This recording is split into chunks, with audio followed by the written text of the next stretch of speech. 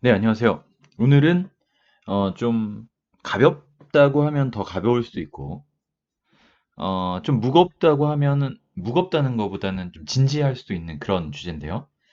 개발자 또는 소프트웨어 분야라고 하는데, 이런 분야로 이제 본인이 진로를 잡고자 하는 경우에 이제 어떻게 공부할 것인가, 어떻게, 어떤 것들을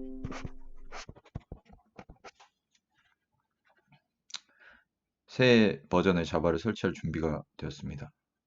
다음에.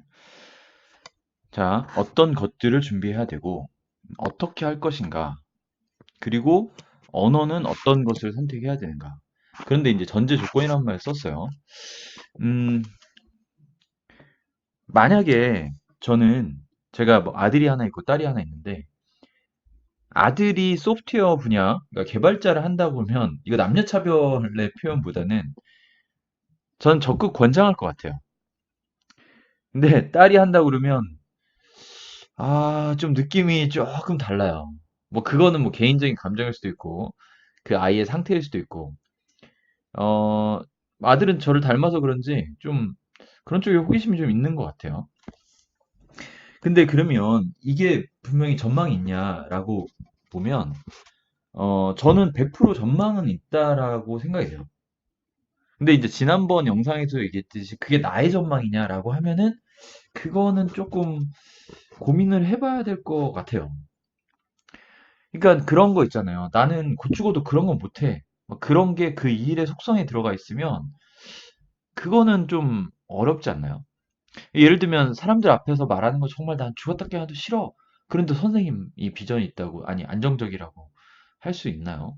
뭐 조금 익숙해지면 좀 낫겠죠.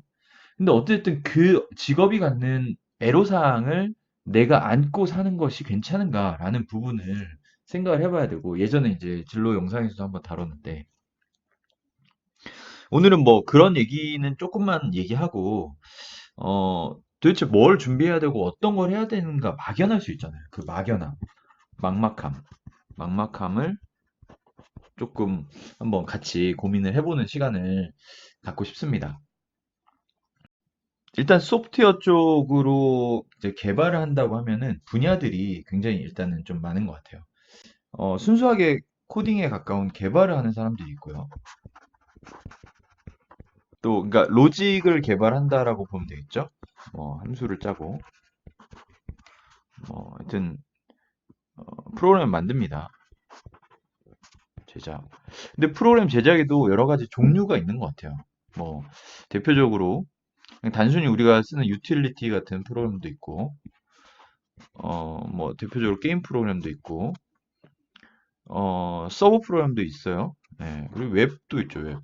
이게 이게 좀 다양하고, 개발자는 정말 개발인 거죠. 그러니까 무언가를 만드는 사람들, UI가 됐던 그 서버 파트가 됐던, 또 운영자라는 개념의 이런 소프트웨어 분야도 있죠. 그러니까 이거는 약간 서버 운영, 이런 쪽도 다 개발이라고 퉁쳐서 얘기할 수 있죠. 그리고 여기서도 뭐 쉘 프로그램 같은 걸 짤 수 있으니까요. 근데 느낌이 약간 달라요. 이쪽은 뭐 진짜 로직에 가까운 개발들을 했다면, 이런데 뭐 보안도 있겠네요, 보안. 그리고 뭐 DBA 같은 역할도 있습니다. 데이터베이스 위주로, 그러니까 DB 설계라고 하죠, 설계. 설계도 하고, 그것을 이행이라고 해가지고 데이터 자체를 옮기거나, 데이터를 뭐 어떤 처리해주는 그런 쪽도 있죠. 예. 뭐 여러 가지 다양한 분야들이 있어요. 근데 보통은 생각하기를 일단은 코딩 개발일 것 같아요. 뭐 이 분야를 알아가지고 난 처음부터 뭐 이런 역할을 해볼래라고 접근하는 사람 거의 없고, 실제로도 이런 분야에 있다가 이렇게 넘어온 것 같아요, 분위기가. 자, 그러면 자, 코딩 개발을 하는데 어떤 언어를, 또는 뭐 어떤 공부를 위주로 해야 되냐라고 하면은, 이제 여기서 조금 또 나뉘는 것 같아요. 예를 들면, 음, 사실 코딩의 대표적인 것은 알고리즘이에요. 알고리즘. 이걸 빼놓고 생각할 수는 없어요. 개발이라는 것, 그리고 코딩이라는 것에서 알고리즘을 짜는 것을 빼고는 그 프로그램을 만든다라고 보기엔 좀 어려운 것 같고요. 근데 알고리즘이 한 축으로서 굉장히 크고 비중도 크고 중요합니다. 그리고 뭐 UI 개발 같은 것들이 있죠. 이건 함수들을 잘 이용해서 어떤 기능을 만드는 거예요. 실제. 그리고 이제 서버 개발도 있습니다. 그러면 이제 여기서 저는 이제 알고리즘이라는 요거 하나하고 플러스 이제 언어. 그 다음에 기본적으로 운영체제 같은 것에 대한 이해도가 있어야 돼요. 근데 이제 개발 분야를 하고 싶다 했을 때 가장 좀 사람들이 이해하기 쉬운 게 언어인 것 같아요. 언어. 그럼 이제 언어를 공부한다고 하면 되거든요. 자, 근데 알고리즘을 공부한다? 언어하고는 약간 조금 다른 맥락이에요.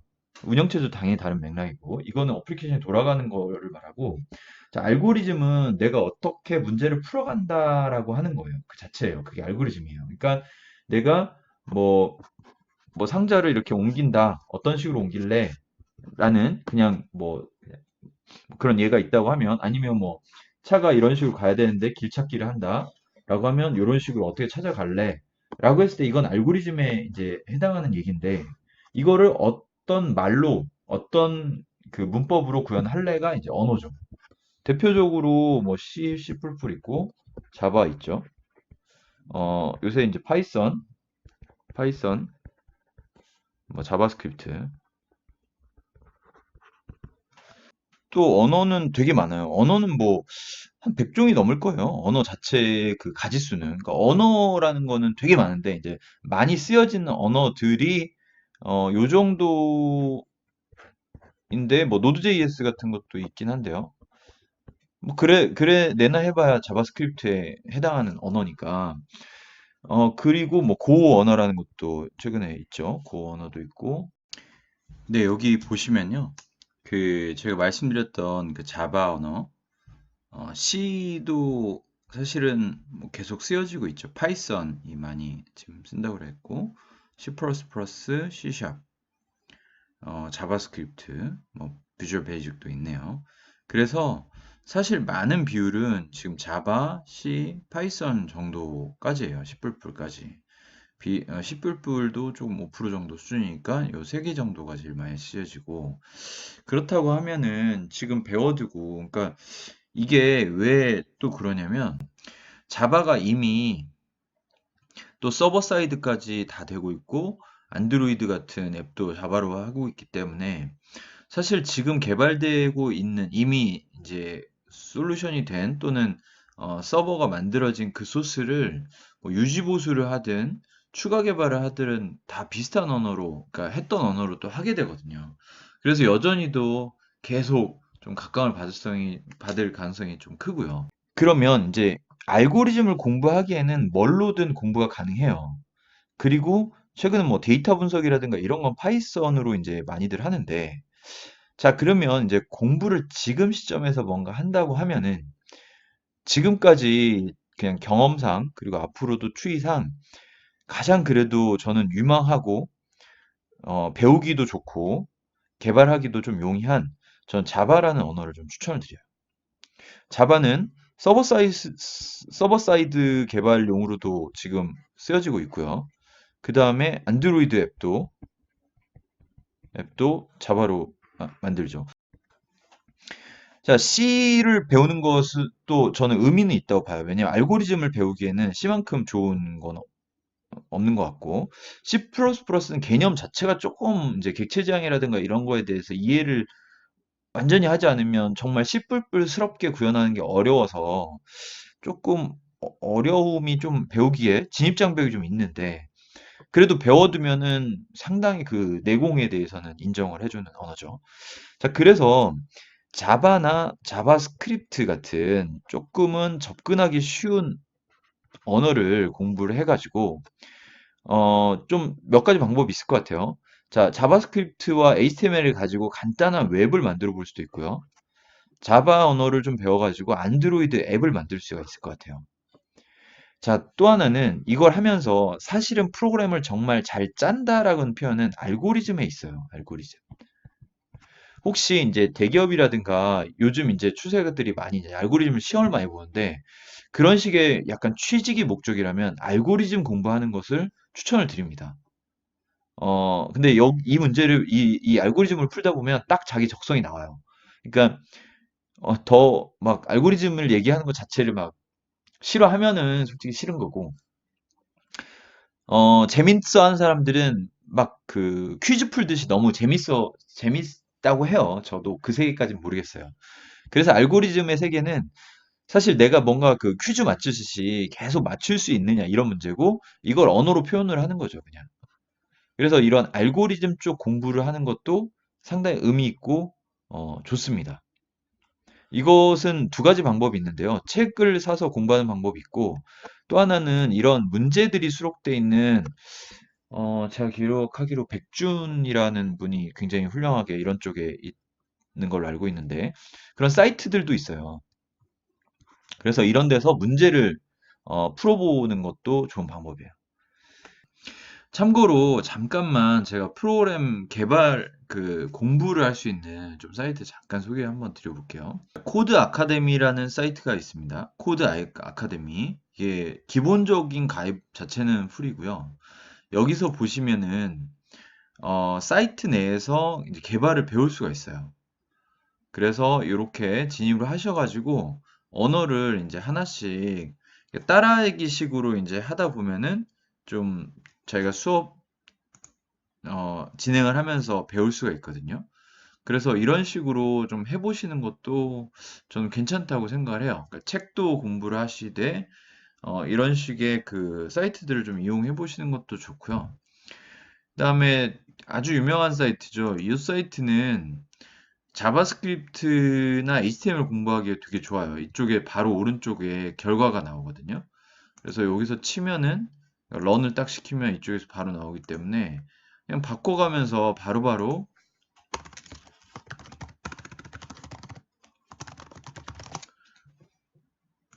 뭐 이렇게 바로 찍히거든요. 그래서 그런 거 공부하기에 자바스크립트 같은 거 공부하기에 굉장히 좋습니다. w3schools.com이고요. 여기에 저 홈에 가보시면 언어를 또 공부할 수 있게도 많이 해놨어요. 그리고 만약에 이 언어라는 것 자체를 조금 정말 전혀 완전 처음이고 좀 어렵다라고 하시면 약간 이제 이게 스크래치 개념이거든요. 그래서 진짜 언어를 블럭으로 이렇게 해가지고 얘를 이제 실행해가지고 해볼 수 있게 이런 식으로도 되어 있어요. 이게 그 코드 어, 어, 스튜디 코드.org거든요. 코드.org. 그래서 요게 미국에서 그 어린이들 그 소프트웨어 교육용으로 해서 저도 이제 아이랑 해봤는데 되게 재밌게 할 수가 있어요. 그러니까 조금 되게 정말 처음부터 내가 그 알고리즘적인 것부터 한 단계 한 단계 가고 싶다. 그러면 이런 것들도 해보시면은 뭐 재미도 있고 괜찮은 것 같습니다. 그래서 이런 좀 무료 이용할 수 있는 사이트들로 좀 한번 맛을 보시면서 공부를 하시는 것도 상당히 좋은 방법인 것 같습니다.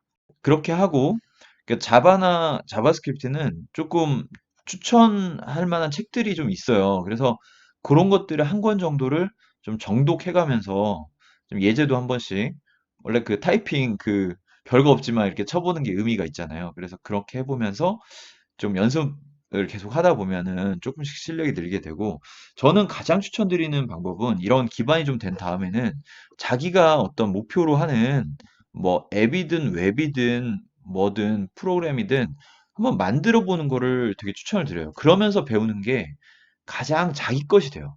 그러니까 책에 있는 걸 치면은 그러니까 내 마음도 아니고 어디로 들어오지? 하여튼 이게 확 자기 걸로 안 쥐어져요, 잘.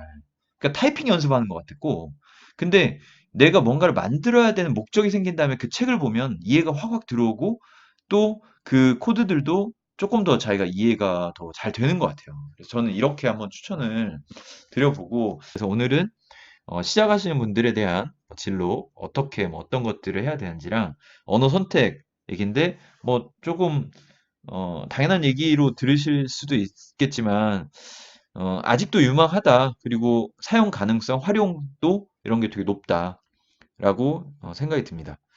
이번 또 설 명절 잘 보내시고 고향들 조심히 잘 다녀오시고요. 또 다음에 좋은 기회로 만나 뵙겠습니다. 감사합니다.